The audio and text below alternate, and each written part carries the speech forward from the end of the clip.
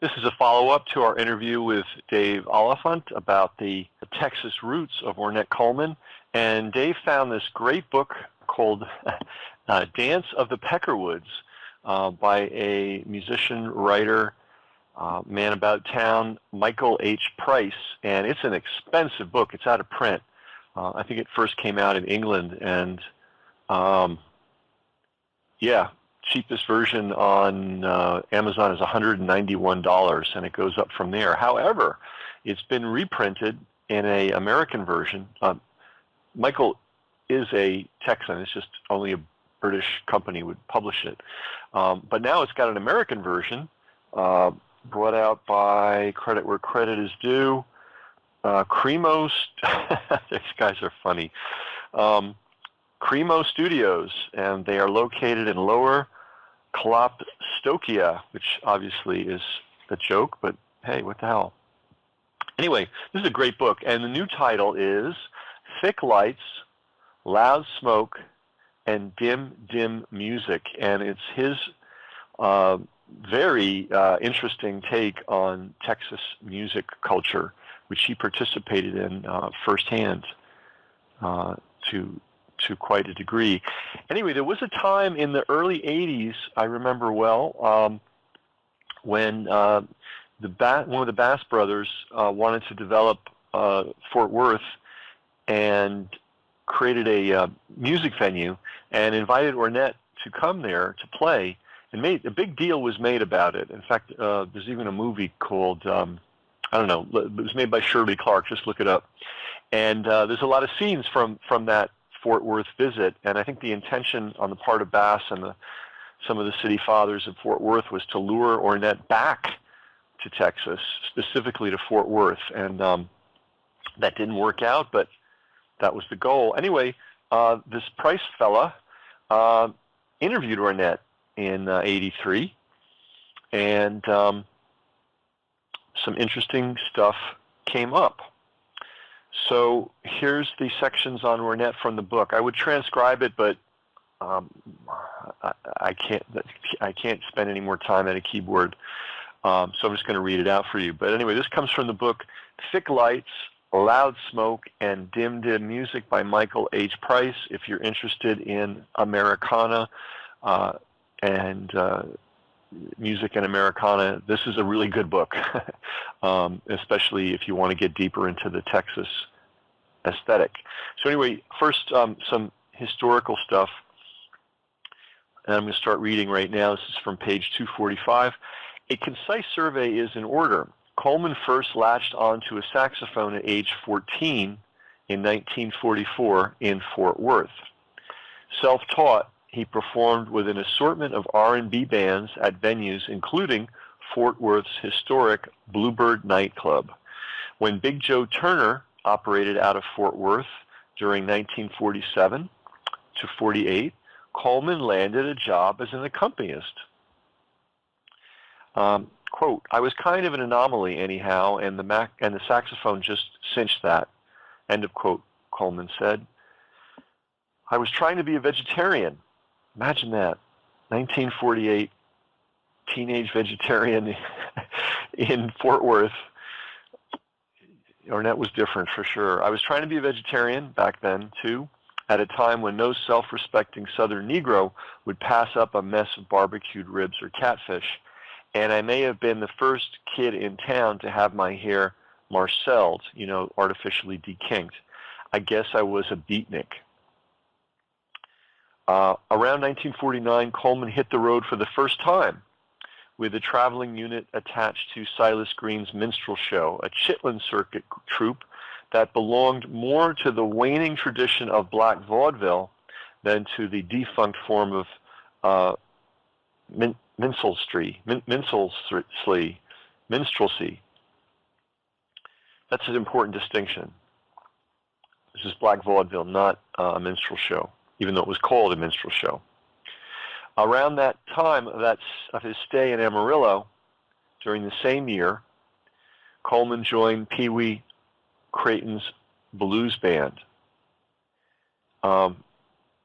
Unfortunately, I guess because the focus was Texas at the time for Ornette, the whole story of him ending up in New Orleans for a good spell is missing from this narrative, which is unfortunate, but we covered it in the interview. Anyway, he joined Pee Wee Crayton's blues band.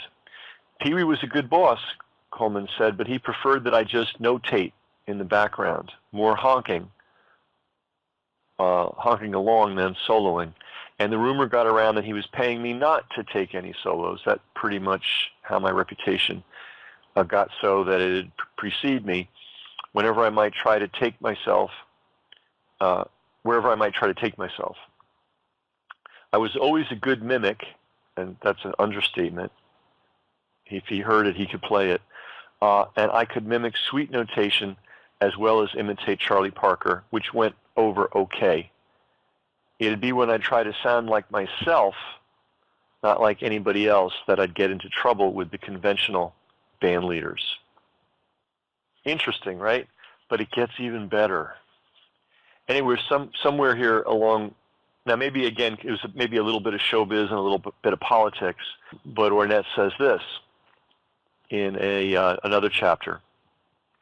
I never really wanted to leave Fort Worth, Coleman told me, but I couldn't play my horn here the way it needed me to be playing it and still find work.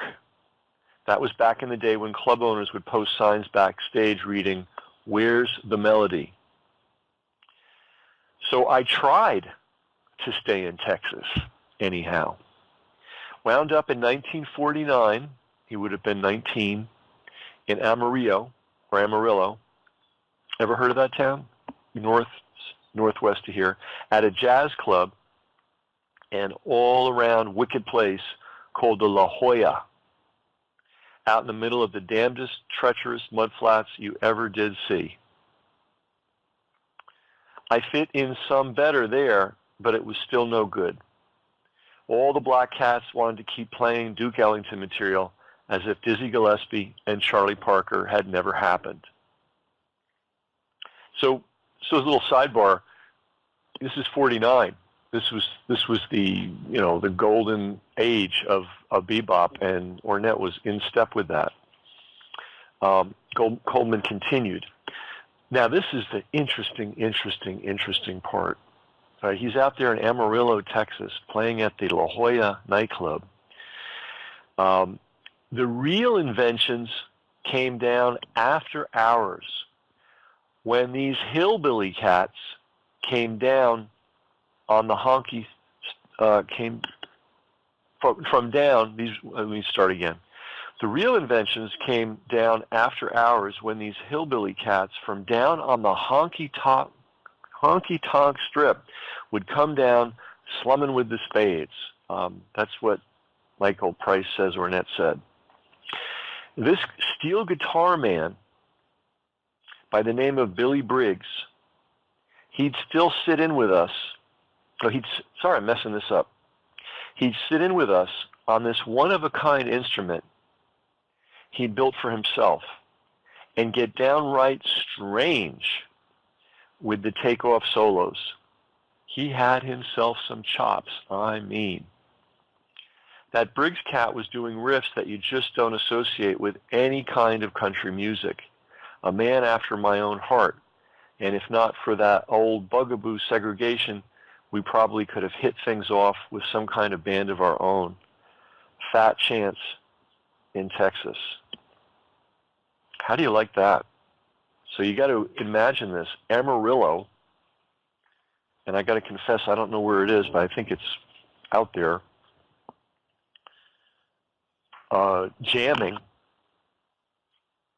with what Ornette describes as hillbilly cats, white hillbilly cats, after hours at the La Jolla Club in 1949, and Ornette being thoroughly impressed with Billy Briggs. I don't know much about Billy Briggs, other than this. He made his own instrument. It was an electric guitar of a sort, but it was steel guitar, excuse me. And he made it himself, and he had his own very unique style of playing. Now, to make a living, of course, he had to play what people wanted to hear, and we're going to play his greatest hit. And you get a sense that he was doing something different sonically. Unfortunately, there's no, as far as I know, there's no material of him really laying out and really playing. But you can hear that he had something going on. So I just this image of Ornette Coleman at age 19 in an Amarillo nightclub after hours jamming with hillbillies. If that isn't evidence of the Texas roots of Ornette Coleman, I don't know what is.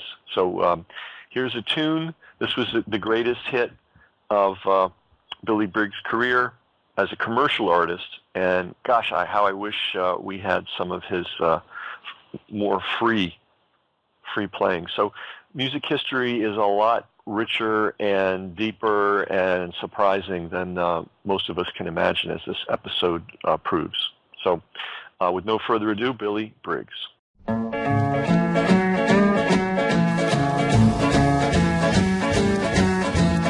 I like to smoke my old corn pipe, but I've chewed tobacco nearly all my life. Ting, ting, ting, ting, chew tobacco, chew tobacco, chew tobacco. I even like to smoke cigarettes sometime, but when it comes to dipping, I'll draw the line. Ting, ting, ting, ting, chew tobacco, chew tobacco, chew tobacco.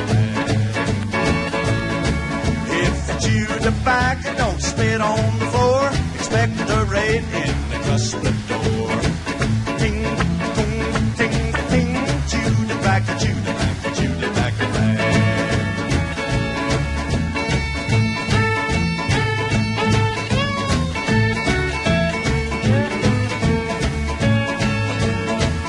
If you never had a chew in your life before, why don't you try to sure want more? Ting, tung, ting, ting, chew tobacco, chew tobacco, chew tobacco. Just get a big plug and bite off the end, let it run down and off your chin. Ting, tung, ting, ting, chew tobacco, chew tobacco, chew tobacco.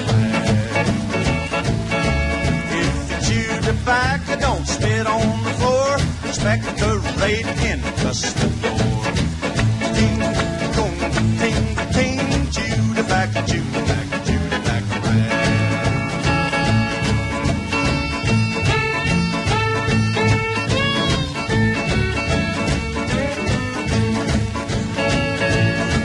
You can smoke cigarettes while the sun goes round, but I'll chew tobacco and spit on the ground.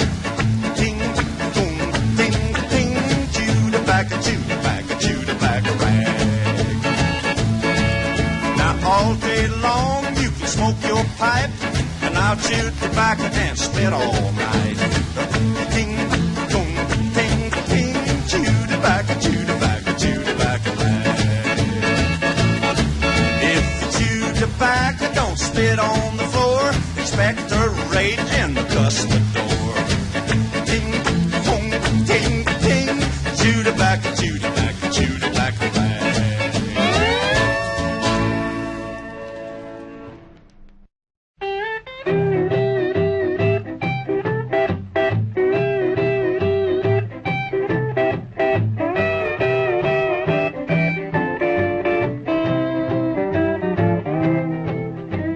Amarillo takes a line of good old Del Hart.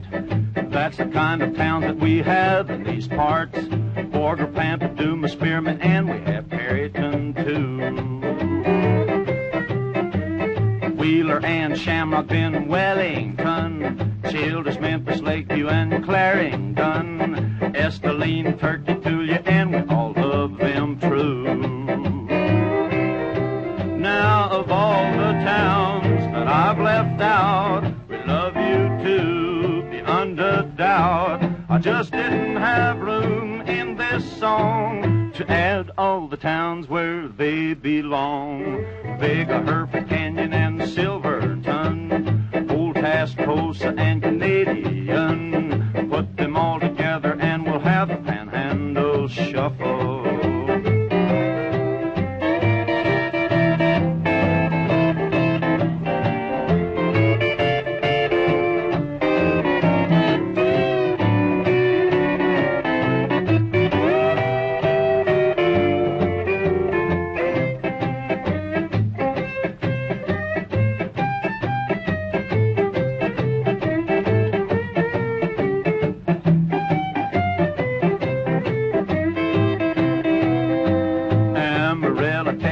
mighty good little heart. That's the kind of town that we have in these parts. Border, Pampa, Duma, Spearman, and we have Harrington too. Wheeler and Shamrock in Wellington, Childress, Memphis, Lakeview, and Clarendon, Esteline, Turkey, Tulia, and with all of them true. Now of all the towns that I've left out, we love you too, beyond a doubt. I just didn't have room in this song to add all the towns where they belong. Vega, Hereford, Canyon, and Silverton, Old Pass,